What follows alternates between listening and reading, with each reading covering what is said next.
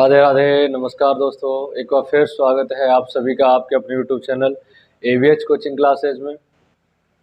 तो जैसा कि मित्र हम लोग देखते आ रहे हैं, अपनी पिछली कक्षाओं में संधियों की चर्चा चल रही थी, तो उसी क्रम में हमने स्वर संधि समाप्त की और व्यंजन संधि समाप्त की, और उसी कड़ी में आगे बढ़ाते हुए आज हम विसर्ग संधि को भी समाप्त करेंगे, यानी विसर्ग संधि की ओर हम चल रहे हैं। और विसर्ग संधि आप लोग पढ़ते आ रहे होंगे, बचपन से ही पढ़ते आ रहे हैं, ज़्यादा कठिन नहीं, बहुत सरल होती है, बस समझ में आ जानी चाहिए। यदि आप समझने का प्रयास करेंगे, मन से यदि समझने का प्रयास करेंगे, अवश्य समझ में आएगी। देखिए, तो सबसे पहले हम देखते हैं कि विसर्ग संधि बनती कैसे है। अभी तक हम देखते आ रहे थे, स्वर के बाद स्वर आए तो स्वर संधि हो जाए, और वही वैसा ही आगे देखा हमने व्यंजन संधि में आकर के व्यंजन के बाद या तो कोई व्यंजन आ जाए या कोई स्वर आ जाए तो वहाँ व्यंजन संधि होती थी। उसी प्रकार आज विसर्ग संधि में भी वही है। विसर्ग संधि में क्या होता है कि विसर्ग के बाद या तो कोई स्वर आ जाए या कोई व्यंजन आ जाए तो वहाँ पर क्या होती है, विसर्ग संधि होती है। ठीक है, चलिए हम लोग चर्चा किसकी कर रहे हैं, विसर्ग संधि की। तो विसर्ग संधि की शुरुआत करें हम, उससे पहले एक बार श्री राधे सभी मित्रों को। तो चलिए हम विसर्ग संधि की बात करते हैं। वही चीज़ हमने बताई कि देखिए कि जो हम स्वर के बाद क्या आता था, स्वर के बाद स्वर आ जाए तो वहाँ पर स्वर संधि होती थी। क्या होती थी? स्वर संधि होती थी। आज भूमिका लेके चल रहे हैं। अच्छा, उसी के क्रम में व्यंजन संधि में क्या था कि व्यंजन के बाद यदि स्वर आ जाए, क्या आ जाए, स्वर आ जाए या फिर व्यंजन आ जाता था तो क्या होती थी, व्यंजन संधि होती थी। ऐसा हम पढ़ के आ रहे हैं पिछले। लेकिन उसी श्रेणी में आज हम पढ़ेंगे कि विसर्ग के बाद क्या आ जाए, कोई स्वर आ जाए या फिर व्यंजन आ जाए। कब आ जाए? विसर्ग के बाद। तो क्या बनती है? विसर्ग संधि बनती है, विसर्ग संधि। ठीक है, यानी विसर्ग के बाद चाहे कोई स्वर आ जाए चाहे कोई व्यंजन आ जाए तो वहां पर कौन संधि बनती है? विसर्ग संधि बनती है। ठीक है, अब विसर्ग संधि में हम चर्चा कर लें तो विसर्ग संधि में मुख्यतः हमें किन किन संधियों को पढ़ना है वो हम आज आपको बता देते हैं। कि विसर्ग संधि में सबसे पहले आपको रहती है सत्व संधि। कौन सी? सत्व। दूसरी रहती है आपकी रुत्व संधि। कौन सी? रुत्व संधि। अगली रहेगी उत्व संधि। कौन संधि? उत्व संधि। ये तीन संधियां आपकी महत्वपूर्ण है। इसके अलावा एक आपकी, वैसे एक दो संधि और पढ़ा देते हैं, एक रलोप संधि भी हो जाती है। इसमें संधि तो कुछ नहीं है, बस जो है बता देते हैं। चलिए, एक रलोप संधि और होती है, लेकिन मुख्यतः हमारी ये तीन संधियां होती हैं, इन्हीं से प्रश्न हमारे बनते रहते हैं। लेकिन रलोप से भी कभी बन जाता है कभी कोई प्रश्न, क्योंकि इसमें वार्तिक भी रहता है, रलोप के पूर्व से दीर्घ गुणा, तो वो भी हम बता देंगे। तो हमें सबसे पहले पढ़ना है किन संधियों को। अब सत्व में देखा, जैसे मान लीजिए विसर्ग के बाद हमने कहा कि चाहे कोई स्वर आ गया या कोई व्यंजन आ गया, ऐसा ही तो होगा। विसर्ग के बाद चाहे कोई स्वर आए चाहे कोई व्यंजन आए, तो अब विसर्ग को सत्व संधि क्या करती है कि सत्व संधि में विसर्ग को क्या आदेश हो जाएगा? सा आदेश हो जाता है। उसी प्रकार रत्व संधि में विसर्ग को क्या आदेश हो जाएगा? रा आदेश हो जाएगा। उत्व संधि में उसी प्रकार विसर्ग को क्या आदेश हो जाता है? उ आदेश हो जाता है। बस ये ध्यान रखना कि सत्व में सा बचता है, रत्व में रा बचता है, उत्व में उ बचता है। रलोप में तो आपको पता ही है, र लोप यानी लोप दिख रहा है यहाँ पे, यानी रा का लोप होना है, रलोप संधि। ठीक है, सत्व रुत्व उत्व ये तीन संधियां हैं। विसर्ग को क्या कर देती हैं? सत्व विसर्ग को सा कर देती है, रुत्व विसर्ग को रा कर देती है, और उत्व विसर्ग को उ कर देती है। चलिए, अब इसी क्रम में हम एक एक संधि को लेकर के बात करते हैं। चलिए, तो अब सबसे पहले हमारी संधि रहेगी कौन सी? सत्व संधि। क्या? सत्व संधि रहेगी। तो सत्व संधि में वैसे पूछने के लिए तो बहुत कुछ पूछ सकता है, लेकिन जो है सबसे पहली चीज क्या है, इसका सूत्र लिख लेते हैं क्या रहता है। यदि आप सूत्र समझ गए तो समझाने की आवश्यकता नहीं पड़ती है ज़्यादा, और आपको भी समझने की आवश्यकता नहीं होगी। और सूत्र क्या है इसका? विसर्जनीयस्य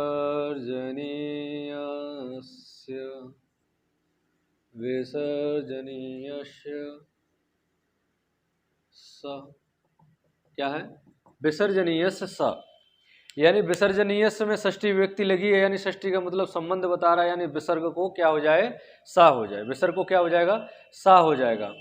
चलिए अब लेकिन विसर्जनीय से सा तो होना है, लेकिन होना किस किस को है ये भी तो हमें आवश्यक है ना, कि होना किस किस को सा है।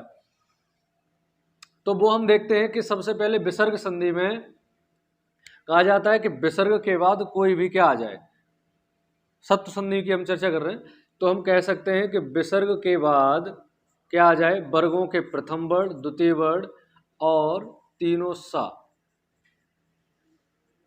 वर्गों के प्रथम वर्ण, द्वितीय वर्ण, तीनों सा आ जाएं तो विसर्ग को क्या हो जाए, सा हो जाए। अच्छा, इसी चीज को हम यदि कहना चाहें तो इसको हमने आपको माहेश्वर सूत्रों में पढ़ाया होगा, और प्रत्याहार जब बनवाए थे तो हमने कहा था कि एक खर प्रत्याहार होता है जिसमें वर्गों के प्रथम वर्ण, द्वितीय वर्ण और तीनों सा आते हैं। ठीक है, किताबी भाषा ना बोल के मैंने आपको व्यवहारिक बता दिया कि विसर्ग के बाद प्रथम, द्वितीय और तीनों सा में से कोई सा भी वर्ड आ जाए तो विसर्ग को क्या हो जाए, सा हो जाए। क्या हो जाए, विसर्ग को सा हो जाए, बस ऐसे समझ लो। यानी विसर्ग के बाद कोई खर प्रत्याहार का वर्ड आता है तो विसर्ग को सा हो जाता है। ये चीज आप अपने व्यवहारिक में समझते चलिए। अब हमने कहा वर्गों के प्रथम वर्ण और द्वितीय वर्ण होते कौन कौन से, जैसे काखा हो गया, चाचा हो गया, टाठा हो गया, ताथा हो गया, पाफा हो गया, यही तो होते हैं, और तीनों सा होते हैं। तो अब यहाँ पर ये ध्यान देने वाली बात है कि सा तो तीन है, अब कौन सा सा होना, वैसे तो विसर्ग को यही सा होता है, विसर्जनीय से सा सूत्र कहता है कि विसर्ग को सा हो जाए, कौन सा सा हो जाए, दंती सा हो जाए। ठीक है, लेकिन अब इसी क्रम में हम कुछ भागों में बांट देते हैं, ये चीज हमें समझने वाली बात है। ठीक है, हमने क्या कहा कि यानी अब वर्गों के प्रथम, द्वितीय वर्ण देखते हैं तो क्या आता है, देखिए विसर्ग के बाद क्या, विसर्ग के बाद क्या आ जाए, चा छा आ जाए। विसर्ग के बाद क्या आ जाए, तालब सा आ जाए, या चा आ जाए, या छा आ जाए। क्या आ जाए, विसर्ग के बाद तालब सा आ जाए, चा आ जाए, छा आ जाए, तो विसर्ग को क्या हो जाएगा यहाँ पर, तालब विषा। ये चीज ध्यान रखना है बस। अब विसर्ग के बाद ऐसे ही मान लीजिए विसर्ग के बाद क्या आ जाए, टा आ जाए, यानी पहले मूर्धन्य सा आ जाए, या टा आ जाए, या ठा आ जाए, तो विसर्ग को क्या हो जाए, मूर्धन्य सा हो जाए। अच्छा, इसी क्रम में यानी विसर्ग के बाद क्या आ जाए, ता आ जाए, ता आ जाए, या था आ जाए, तो विसर्ग को क्या हो जाए, सा हो जाए। यानी उसी वर्ग का सा होना है, ना कि कोई और वर्ग का। सा का मतलब ये है ना, यानी जिस वर्ग के वर्ड आए विसर्ग के बाद उसी वर्ग का सा हमें करना है। यानी देखिए जैसे ये चाचा आ गया तो यहाँ पर देखिए आपका तालब विषा है, क्योंकि इचु ऐसा नाम तालु, यानी चा वर्ग में ये वाला तालु सा आता है। ऋतु रसाणाम मूर्धा, यानी उच्चारण स्थान जब मैंने पढ़ाए थे वहाँ समझाया हूँ, आप पिछले लेक्चर में देख लेना, उच्चारण स्थान नहीं देखा है तो यानी विसर्ग के बाद क्या आ जाए, मूर्धन्य वर्ण आ जाए, टाठा वर्ण से कोई आ जाए या सा आ जाए तो इसको क्या हो जाए, मूर्धन्य सा हो जाए। विसर्ग के बाद ताथा आ जाए या दंती सा आ जाए तो विसर्ग को दंती सा आदेश हो जाएगा। ठीक है, क्योंकि ये उसी वर्ग का सा हमें लेना है। ठीक है, अब हमें देखो, अब वर्गों के चाचा हो गए, टाठा हो गए, ताथा हो गए, अभी हमारे काखा और पाफा और बचे, वो भी देख लो। यानी काखा विसर्ग के बाद का और खा आ जाए तो विसर्ग को क्या हो जाए, विसर्ग को विसर्ग ही रहेगा, ये ध्यान रखना। विसर्ग को क्या रहेगा, विसर्ग ही रहेगा, इसमें कोई परिवर्तन नहीं। बाकी परिवर्तन यदि होगा तो विकल्प से आपका यहाँ पर जिह्वा मूलीय हो सकता है। ठीक है, विकल्प से होगा वो आपके अगला। अच्छा, विसर्ग के बाद क्या आ जाए, पा और फा आ जाए तो विसर्ग को कुछ नहीं बदलना, विसर्ग को विसर्ग ही रहना, लेकिन विकल्प से हमें क्या करना है, वहां पर उपदमानी कर देना। क्या कर देना, उपदमानी, क्योंकि ये जिह्वामूली और उपदमानी में पहले ही पढ़ा चुका हूँ क्या होते हैं क्या नहीं, आप पिछले शुरुआत के लेक्चर आप देखेंगे वहाँ समझ में आ जाएगा। अच्छा, ये समझ लिया आपने, बिल्कुल टेबल बना के रखे हैं, बिल्कुल सिंपल है, इसमें कुछ नहीं है। अब मैं उदाहरण के माध्यम से आप सभी को समझाता हूँ एक एक करके। यानी हमेशा ध्यान रखना, विसर्ग के बाद सा आ जाए तालब विसा, या चाछा आ जाए तो विसर्ग को क्या हो जाए, तालब विसा। देखिए मैं इसकी क्रिया नहीं बता रहा हूँ, वैसे संस्कृत की क्रिया निष्पत्त क्रिया सिद्धि जो होगी वो बड़े लंबे प्रोसेस में होगी, लेकिन मैं एक आपको करके बता दूंगा ये होता क्यों है।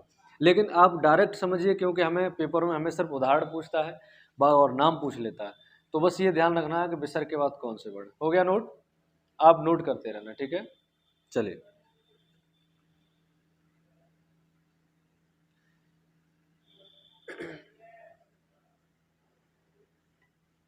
अब मान लीजिए, अब मैं उदाहरण लेता हूं, जैसे जैसे हमने देख लिया, जैसे मनः धन ताप, क्या मनः धन ताप, हमने कहा था कि विसर्ग के बाद क्या आ जाए, दंतिसा आ जाए या ता या था वर्ड आ जाए, खर प्रत्याहार का ही वर्ड है ना, तो ता था आ जाए तो हम देखेंगे ता वर्ग में कौन सा सा आता है, तो लतु लसानाम दंतः, लतु लसानाम दंतः जो होता है तो वहां पर यानी कौन सा सा होता है, दंतिसा होता है, दंतिसा होगा, तो यहाँ क्या बनेगा, मनस्ताप, बिल्कुल सिंपल है, बहुत सरल, क्या बन जाएगा, मनस्ताप बन जाएगा, क्यों हलंत सा है, आगे कोई स्वर नहीं है इसलिए सा जाके ता में जुड़ गया था, ठीक है। अगला इसी में और देख लेते हैं, जैसे नमः धन ते, ठीक है, तो विसर्ग के बाद क्या आया है, ता आया है, तो विसर्ग को क्या कर देंगे, सा हलंत कर देंगे, क्या बन जाएगा, नमस्ते, ठीक है। नमः माने, नमः माने झुकना या प्रणाम करना, ते मीन्स तुम्हारे लिए, ठीक है, नमस्ते का अर्थ होता है। चलिए नोट करते रहना ये उदाहरण, अगला और उदाहरण देख लेते हैं, जैसे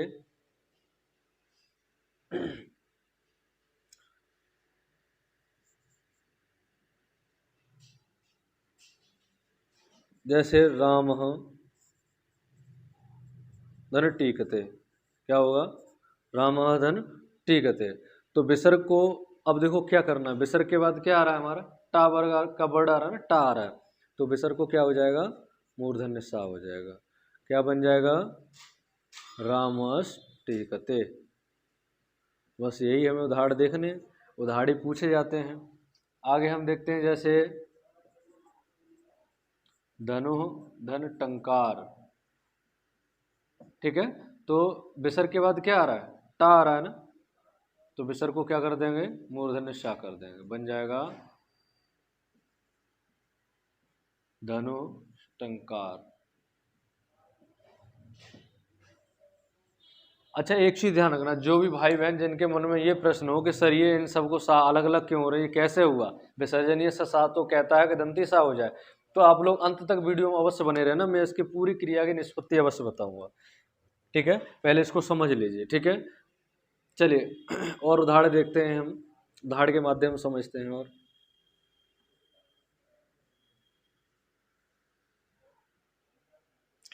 जैसे अगला रहता है हमारा निहधन चय, क्या, निहधन चय, क्या बनेगा, तो विसर्ग के बाद देखिए चा आया है ना, चा छा, तो इच्छुसानाम तालु ये कहता है कि चा वर्ग में कौन सा सा आता है, ये तालव्य सा आता है, तो क्या बन जाएगा, निश्चय, ठीक है, क्या बन जाएगा, निश्चय बन जाएगा।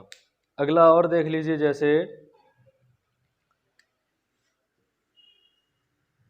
कह धन चित, क्या है, कह धन चित, तो विसर्ग के बाद देखिए चा है ना, तो क्या हो जाएगा, इसे तालव्य सा हो जाएगा, बन जाएगा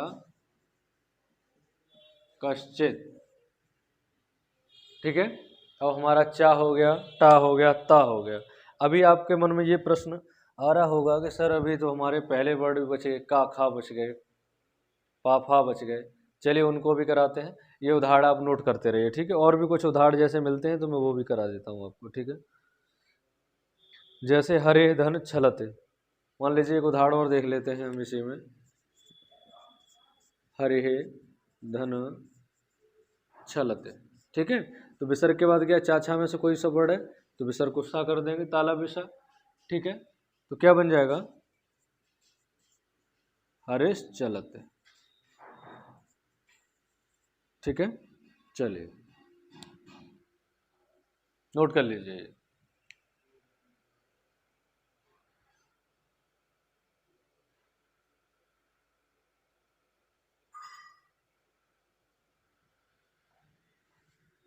अब मान लीजिए मैं अभी आपको वो बताया, तीन वर्डों को मैंने बता दिया, यानी चा छा टा ठा ता था, अब बचा आपका क ख प फ, तो अब हमने कहा कि विसर्ग के बाद क्या, विसर्ग के बाद का या खा में से कोई सा वर्ड आए तो विसर्ग को विसर्ग ही रहे, या क्या हो जाए, जब हमूली हो जाए, तो जैसे हम देखते हैं, जैसे मनः धन कामना, क्या, मनः धन कामना, विसर्ग के बाद क्या आया, का आया, तो हमें इसमें क्या करना है, हमने पहले तो कहा विसर्ग को विसर्ग ही रहना है, तो क्या बन जाएगा, मनः कामना, मनोकामना शुद्ध शब्द यही होता है, मनोकामना नहीं होता, ये ध्यान रखना मित्रों, ठीक है। मनोकामना होती है, ना कि मनोकामना। अगला जैसे हम देख लेते हैं दुह-धन ख, क्या? दुह-धन ख। तो विसर्ग के बाद देखिए का खा में से कोई सा वर्ड खा आ रहा है, तो इसमें हमें क्या करना है, या तो इसको ऐसा ही छोड़ दो, दुह ख, ठीक है। लेकिन मैंने अभी कहा कि अब विसर्ग को विसर्ग छोड़ दो, या फिर जिह्वामूली कर देना है, तो जैसे हम क्या करेंगे, मन कामना, ये भी हो सकता है विकल्प से। और दुख को क्या करेंगे, दो विसर्ग को हम अर्ध विसर्ग कर देते हैं, क्या हो जाएगा, दुख। ये हमारा विकल्प से होगा, ये ध्यान रखना है।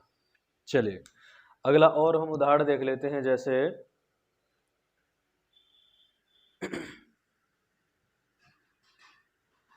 अंतःकरणम। अंतःकरणम में क्या होगा, देखिए अंतःकरणम,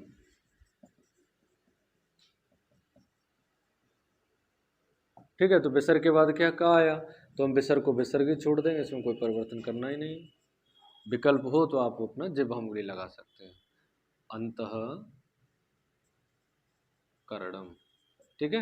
अगला जैसे हो गया, ऐसे प्रातः काले, ये इसी के उदाहरण है, इसमें कोई परिवर्तन नहीं, प्रातः काले अंतःकरणम, ठीक है।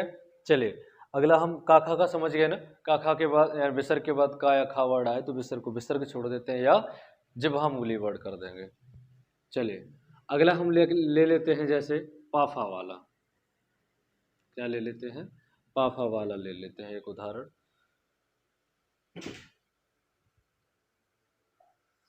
जैसे मुने धन शेते,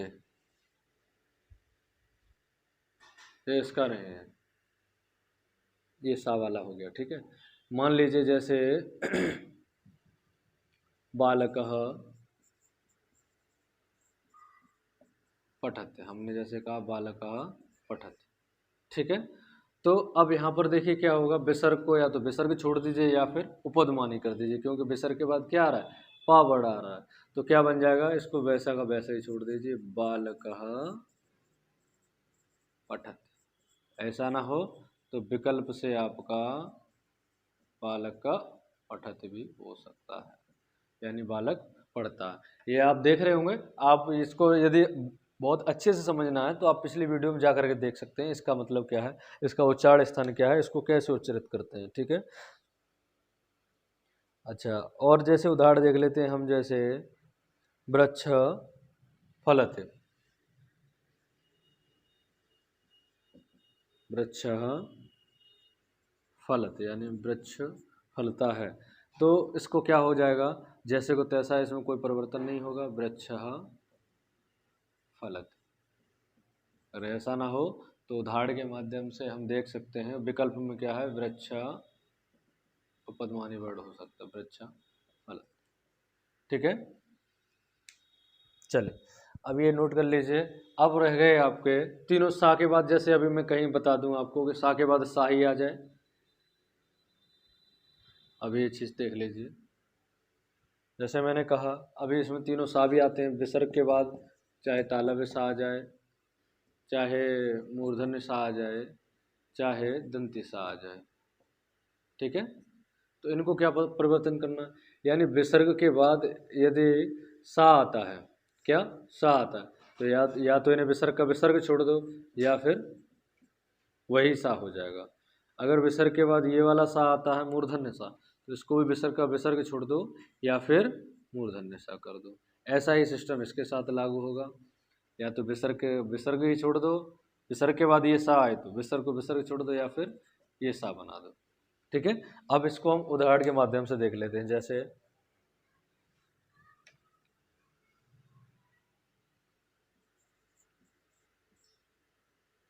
जैसे हमने कर लिया दुह धन शासन, दुह धन शासन। तो हमने क्या देखा, दुहधन शासन है तो विसर्ग के बाद क्या सा आ रहा है ना, तो या तो विसर्ग को विसर्ग ही छोड़ दो, वैसा ही जैसा है वैसा का वैसा ही रहेगा, ये भी सही है धारणा आपका। या फिर विसर्ग को आगे वाले सा के अनुसार बदल देते हैं, क्या बन जाता है, दुशासन, बस हो जाएगा, ठीक है। अगला देख लीजिए, जैसे मान लीजिए मिलता है तुम्हें यशस शरीरः। क्या? यशः शरीरः अगर हम देखते हैं तो क्या बन जाएगा? यशस शरीरः।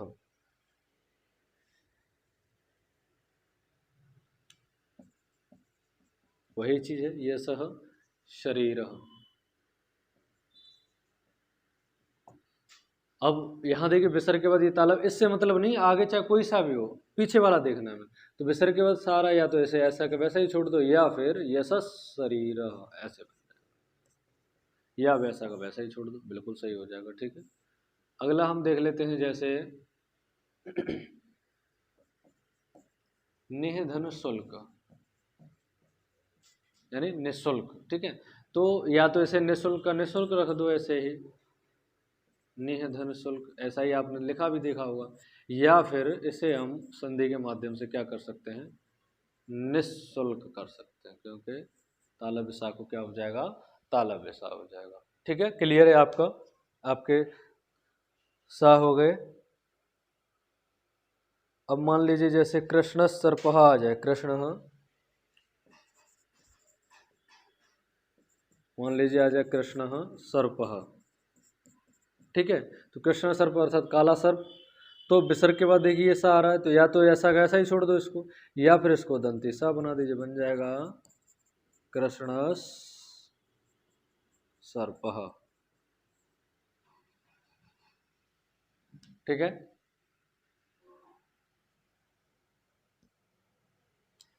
अब इसी चीज का जो हमने पढ़ा है अभी तक, इसी चीज को हम विस्तारित में पूरा देखते हैं। हमने क्या कहा इस चीज को, यहाँ देखिए, यानी हमने कहा कि विसर्ग के बाद क्या आ जाए? काखा आ जाए। क्या आ जाए? काखा आ जाए। तो विसर्ग को क्या रहता है? कोई परिवर्तन नहीं होता, विसर्ग को विसर्ग रहने देते हैं, या आपका उपदमानी वर्ड। ठीक है, अगला कहा हमने विसर्ग के बाद चा या छा आ जाए तो क्या होता है? विसर्ग को ताला बिसा हो जाता है। फिर हमने कहा विसर्ग के बाद टा या ठा आ जाए तो विसर्ग को क्या हो जाए? मूर्धन्य सा हो जाए। यही हमने बताया। विसर्ग के बाद ता और था आ जाए, ता या था, इनमें से कोई सा भी आ जाए, ठीक है, तो क्या बनेगा? इसको दंती सा हो जाए। अच्छा, विसर्ग के बाद पा या फा आए तो हमने कहा विसर्ग को विसर्ग ही छोड़ दें, या इसमें कोई परिवर्तन नहीं, या फिर उपदमानी वर्ड आ जाएगा यहाँ। ठीक है, इस चीज को हमने देखा। अच्छा, यही और ये भी बताया मैंने, विसर्ग के बाद क्या आ जाए? तीनों सा में से कोई सा भी सा आ जाए। यदि विसर्ग के बाद ये सा आए तो ये सा हो जाए, विसर्ग के बाद ये सा आए तो ये सा हो जाए, और विसर्ग के बाद ये सा आए तो ये सा हो जाए, विकल्प से।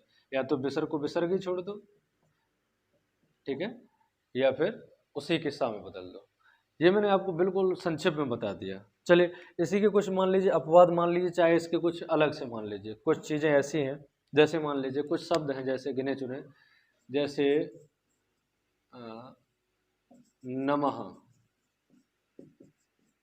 त्रह और पुरः, इनके बाद में का खा वर्ड आ जाए। क्या आ जाए? का या खा वर्ड आ जाए। हमने कहा नमः वर्ड आ जाए, तिरह आ जाए, पुरह आ जाए, इनके बाद का या खा में से कोई वर्ड आए तो यहाँ अपवाद मान लीजिए कि विसर्ग को केवल क्या हो जाए? दंती सा हो जाए। क्योंकि अभी तो हम ये पढ़ के आ रहे हैं ना कि का या खा आए तो विसर्ग को या तो विसर्ग छोड़ दें या फिर उपदमानी कर दें, यही लिखा है ना सामने। और यही चीज़ मैंने आपको सामने क्लियर करा रहा हूँ कि इन शब्दों के बाद का खा से प्रारंभ होने वाला कोई वर्ड आए, धातु आए, तो उसमें हम क्या कर दें? दंती सा का सा ही कर दें। जैसे जैसे हम देखते हैं नमः धनकृत। क्या? नमः धनकृत, तो क्या बन जाएगा? नमस्कृत। ठीक है, अच्छा, कृत ना दे करके कार दे दे तुम्हें तो क्या बन जाएगा? क्या बन जाएगा? नमस्कार। नमस्कार। ठीक है, ये चीज ध्यान रखनी है। अगला जैसे उदाहरण एक और देख लेते हैं, जैसे त्रह, त्रह के बाद में क्या आ जाए? कार आ जाए, क्या बन जाएगा? बन जाएगा तिरस्कार। ठीक है, नमः के बाद में त्रह आ जाए, कार आ जाए, क्या बन जाएगा? तिरस्कार बन जाएगा। अगला और जैसे उदाहरण देख लेते हैं,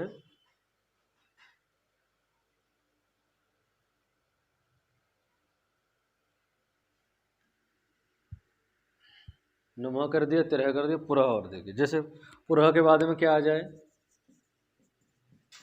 कार आ जाए, क्या बन जाएगा, विसर्जनीय से सब विसर्ग को सा बन जाएगा पुरस्कार। ठीक है, कार्य की जगह कृत मिल जाए तो क्या बन जाएगा, पुरह धन कृत बराबर क्या बन जाएगा, पुरस्कृत। ठीक है। अच्छा साथियों, जैसा कि मैं अभी आपको संस्कृत में संधि पढ़ाई है, आपको क्लियर हो गया होगा कि संधि बनी कैसे है। मैंने सारी चीज़ आपको बता दी और बिल्कुल सिंपल है, कुछ नहीं, कुछ भी नहीं होता है संधि में, बस एक बार समझ लीजिए। आप जब भी कोई पेपर देने जाएं तो बस संधि को एक बार सर्च बॉक्स में जा करके सर्च कर लेना, चाहे मेरे नाम से कर लेना, चाहे विसर्ग संधि सत्व संधि के नाम से कर लेना, आपको मिल जाएगी। और बिल्कुल मैंने सरल वे में बिल्कुल आपको समझा दिया है कि आपका कभी भी गलत ना हो। ठीक है, चलिए। और यदि समझ में आ रहा है तो आप लाइक कमेंट करते रहें, बताते रहें, लाइक करके हमारा मनोबल बढ़ाते रहें और जो है हमारी टीम का मनोबल बढ़ाते रहें।